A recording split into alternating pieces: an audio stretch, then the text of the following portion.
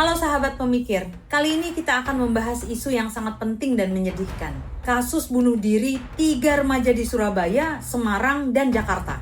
Kita akan mencoba memahaminya melalui pemikiran 2 tokoh besar sosiologi dan filsafat, Emile Durkheim dan Albert Camus.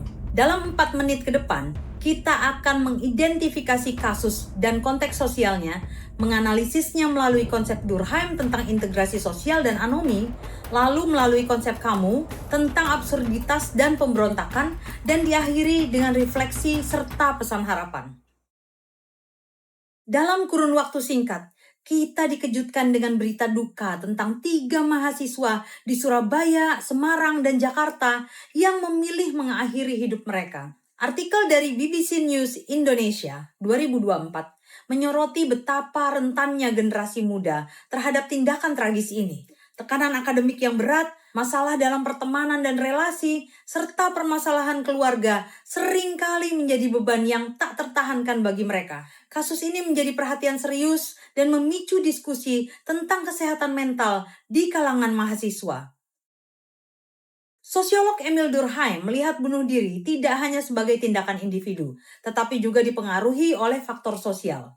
2 konsep kuncinya relevan di sini, yaitu integrasi sosial dan anomi. Tekanan dan masalah yang dihadapi remaja dapat menyebabkan perasaan terasing dan kurangnya keterikatan yang kuat dengan keluarga, teman, atau komunitas kampus. Ketika integrasi sosial melemah, risiko bunuh diri egoistik meningkat. Selain itu, masa transisi menjadi mahasiswa, perubahan lingkungan, dan ketidakpastian masa depan dapat menciptakan keadaan tanpa norma atau anomi. Ketika aturan dan harapan tidak jelas, remaja bisa merasa kehilangan arah dan rentan terhadap bunuh diri anomi. Mungkin para remaja ini merasakan tekanan yang luar biasa hingga ikatan sosial mereka terasa rapuh, atau mereka berada dalam kondisi anomi di mana tujuan dan harapan terasa kabur. Selanjutnya, filsuf Albert Camus berpendapat bahwa hidup pada dasarnya absurd, tanpa makna inheren.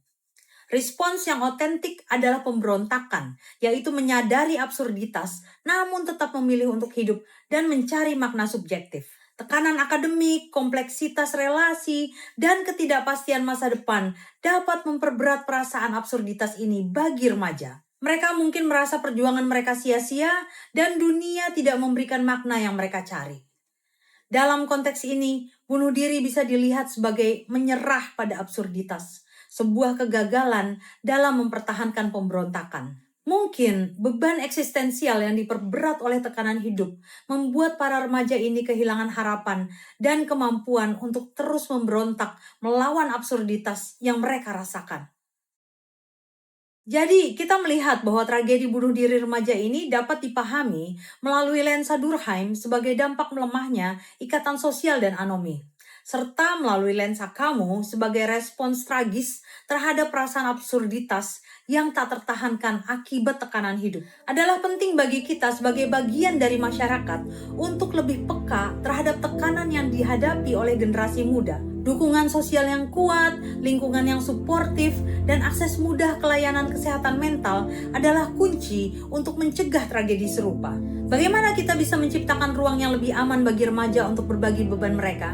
Apa peran kita dalam memperkuat ikatan sosial dan memberikan harapan di tengah ketidakpastian? Bagikan video ini jika kalian atau orang yang kalian kenal sedang berjuang.